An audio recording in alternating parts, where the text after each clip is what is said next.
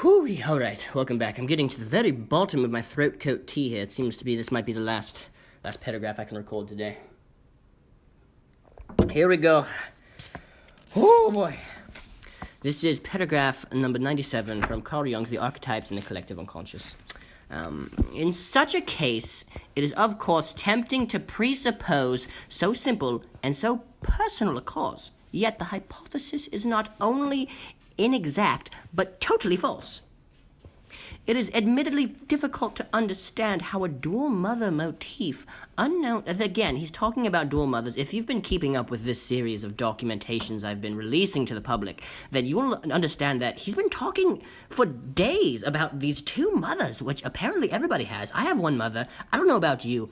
If you have two mothers, excluding the case of a maybe that's what he's talking about, stepmothers. Let's keep that in mind. I'll reread that sentence. It is admittedly difficult to understand how a dual mother motif, unknown to a physician, trained only in medicine, could have so great a determining power as to produce the effect of a traumatic conditioning. Sounds horrible. Why don't you just use shampoo, bro? But if we consider the tremendous powers that lie hidden in the mythological and religious sphere in man, the aetological significance of the archetype appears less fantastic.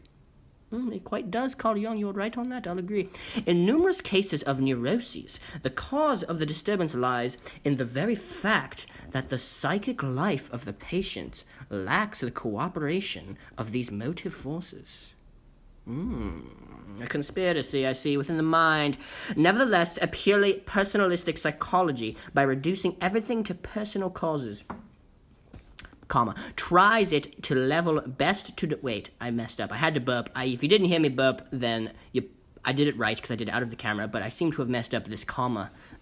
By reducing everything to personal causes, tries it level best to deny the existence of the archetypal motifs and even rather dangerous procedure which cannot be justified medically. Okay, so I think he's talking about surgically removing the robots that live in our heads. From what I understand from the previous paragraphs, there are robots and elephants that live in our heads. Two of them are your mothers. Maybe both of them are your mother. I don't know. One of them's a robot, though, and we have to remove the robots from our heads. That they apparently are the false copies of the real elephants and mothers in our heads. I don't know what he's going on about. Point is, it cannot be justified medically. Today, you can judge better than you would 20 years ago the nature of the forces involved. Good God, man, Can we not see how a whole nation is reviving an archaic symbol?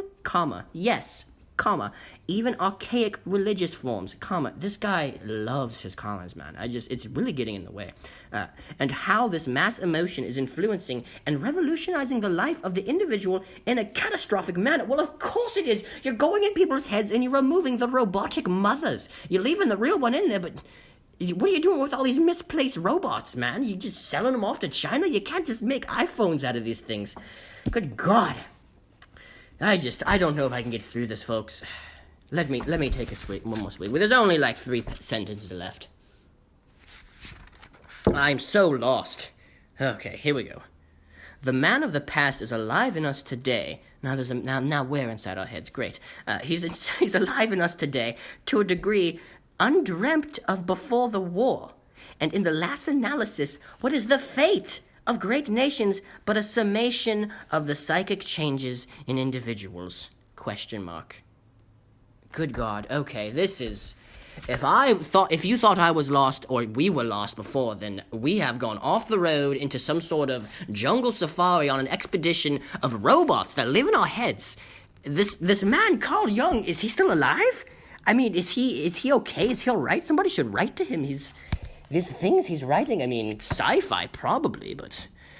Good God, I hope he's all right. He might be in a mental institution for all I know. Again, if any of this makes sense, please feel free to let me know in the comment sections below, because I for one, cannot pass out any of this into any type of rational realm at all. If you're even still interested at this point, the next paragraph will be paragraph number 98. Stay tuned, folks.